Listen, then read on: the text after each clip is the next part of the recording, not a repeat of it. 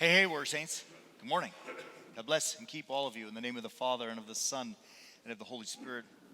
When God, a couple had kind of gotten into a tete-a-tete. You know, they were going to the wife's 25th year high school reunion.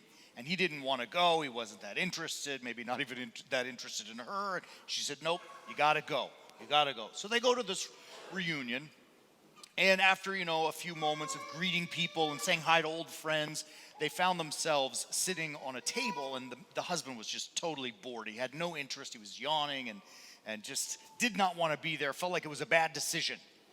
The band at that time starts to pick up a little bit, and there starts to be, some great music. And this one fella, he gets up off his table, and he goes to the middle of the dance floor, and he's having a ball. He is dancing. He's like doing moonwalk. He's break dancing. All the old throwback things from their high school years. He's buying everybody drinks. He's having a ball.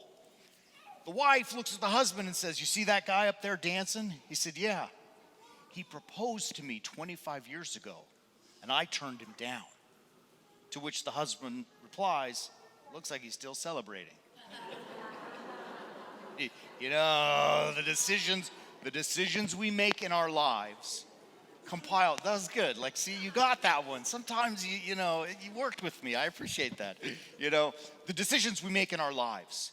We are a product of the decisions that we make in our lives, right? Every decision we make is a vote, if you will, for who we will become. But as we think about the people that we are, the lives that we live, one of the most important skills we must have is the power of good decision making. Right? The power of good decision. We've got to have the right skills for our decision making. In order to have a decision, a good one, there's got to be some kind of a reference, right? Something that we judge the standard by which we are making a decision, right?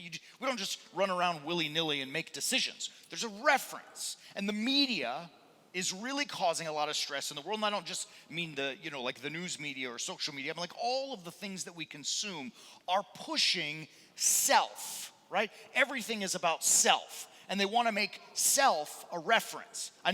The Arizonans, those of us that are from Arizona, we all know, you see these commercials for one of our local casinos. You do you, right? Well, if you think about that for a minute, that's kind of a silly statement, especially for a casino to be making, right? Because if you do you go to the casino and you win the money. Then we know that doesn't work like that, right?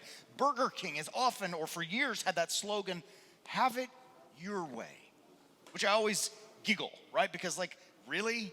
My way is in a car where some dude hands me a bag out of a window with some sort of meat in it. That's my way. But yet everything is pushing us to recognize self as a reference. The problem with this, when self becomes the reference, it also becomes the reference by which we start to make decisions.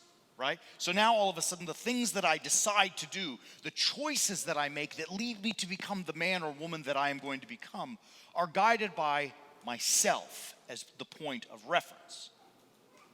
What if, rather than I being the reference, that God's commandments were actually the reference? What if, I don't know, maybe call me crazy. What if God had some role in the decisions we make in our lives? Doesn't that seem more like the right thing to do, the right reference to have, that the Lord's commandments are for our reference? The good part about this, the great news of this, we know from Scripture, God gives us commandments so that life would be good, right? We hear in the book of Deuteronomy. So now as you see on your screens, this beautiful verse from Deuteronomy 4. This is where Moses has been wandering, or the people of God, led by Moses, have been wandering in the wilderness. And they're about to go into the promised land. And before they go in, God gives them all these commandments. And he doesn't do it because he's bossy. He doesn't do it because he's needy. He doesn't do it because he has low self-esteem or depression. God gives them the commandments so that it might go well, right? I give you these commandments, these statutes, these ordinances, said the Lord, as you go into the promised land, so that it may go well with you, that your life might be in this promised land fulfilled and healthy and full, right? God gives his commandments that it may go well. the reason God gave this commandment in Deuteronomy is because on the first page of the book, the first dude he made disobeyed his commandment. You know the story, right? I mean, the man is in the garden, and he's free in this garden. And God says, do whatever you want. Just one commandment I give you. Do not touch this tree of knowledge of good and evil, for on the day that you eat of it, you will die, right? We know this story. We know it. And yet we also know that Adam and his bride couldn't help themselves. They almost as if they had no choice but to disobey God's commandments and take from that tree. The problem with that is that God is God. And as he was promising them good in the garden, if they abided by his commandments, they disobeyed them, and it led to the chaos of death, right? I mean, again, you know the story of Adam and Eve in the garden. After they disobeyed God, they were cast out of the garden and would return to the dust of the earth from which they were taken, right? So this disobedience didn't lead to good. Adam as the reference, himself, his own mind, his own ideas, Eve, her own mind, her own self, her own ideas, did not lead to good. It led to chaos and death. Completely in contrast, our Lord and Savior Jesus Christ shows us a different way about decision making. In the Gospel of Matthew, Jesus is fasting. Listen, I know you know this one too. 40 days and 40 nights. And in Matthew it says, and afterwards he was hungry. And the devil comes. Just like the devil tempted Adam in the garden, now the devil comes to tempt Jesus after he has fasted for 40 days and 40 nights. And he's hungry, and he says, if you are the Son of God, command these stones to become bread, right? Like feed yourself, right? Take into your body, into your life, things you need to survive. Show us some magic. And Jesus says exactly what Adam was supposed to say, that man does not live by bread alone. These earthly things, these earthly references are not unto life, but we live, you can see it, by every word that proceeds from the mouth of God. So Adam blew it, Moses gave it as a reminder, and now we see Jesus confronted with it, and he gives the right answer. That man, meaning human beings, live by God's commandments. But he will be put to the test one more time. As Adam was tested in his garden, so too Christ in the Garden of Gethsemane was also tested with a decision, whether himself as reference or the commandments of God. He knew in Gethsemane that he would be betrayed and that he would suffer the horror of crucifixion, the shame of crucifixion, the lengthy ordeal, painful ordeal of the crucifixion. And he asks the Father, like, all right, I want to do your will, but can you will something different, right? Like, please, let this cup pass. Nevertheless, not what I will, says Jesus, but what you will. Even to do God's commandments, to decide and choose to do God's commandments, knowing the cost, that it would be his life and in a horrible, shameful, painful fashion. And in that moment, we see God's word as reference. We see that indeed,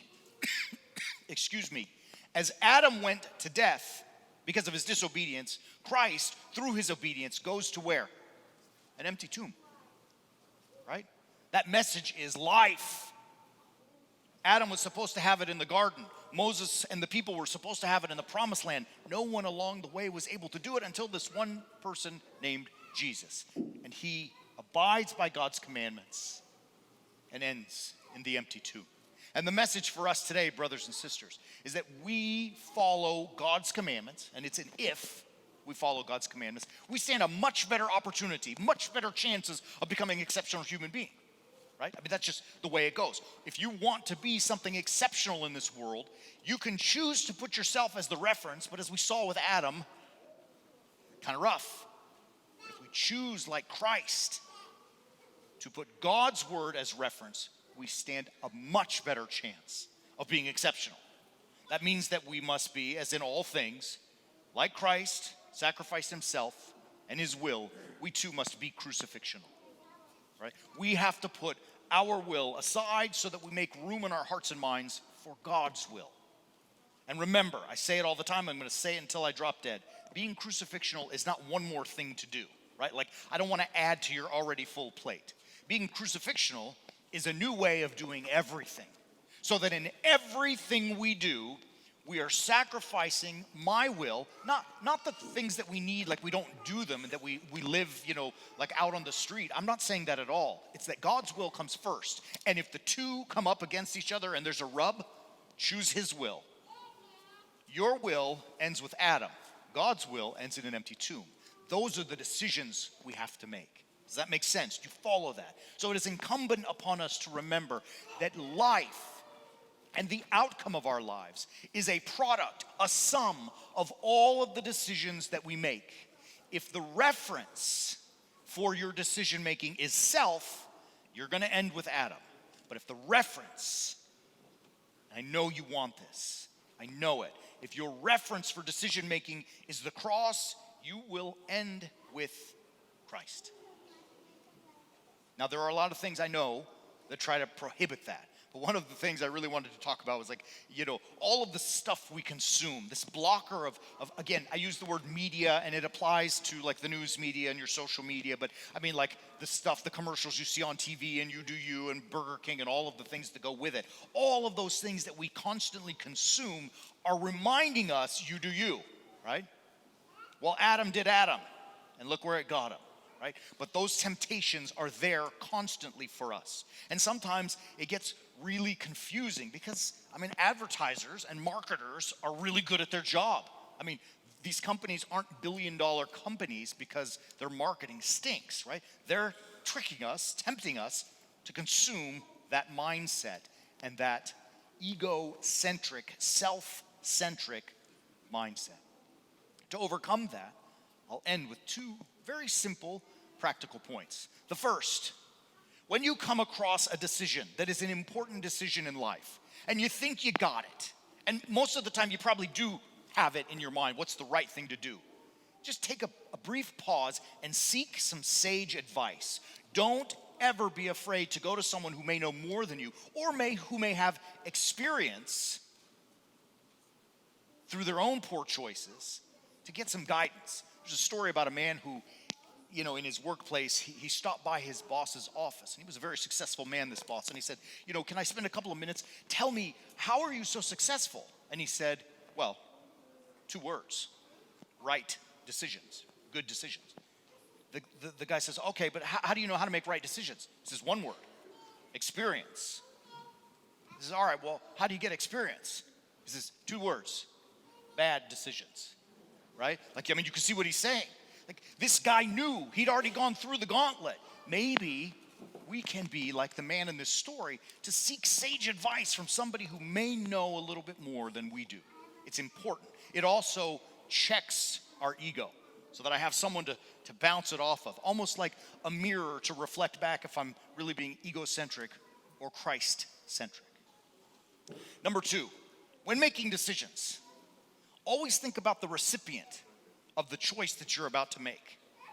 In other words, if I take this step, if I make this decision, if I choose to do this, what effect will it have on another person? Will it be harmful, or will it bring them a blessing? I can tell you this: there's no such thing as 100%, but let's say 99.9%.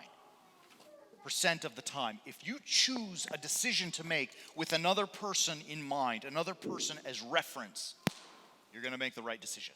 Does that make sense? Because God is asking us to always be outward looking. We have the desire, the temptation to be inward looking. God is challenging us to flip it around and be outward looking.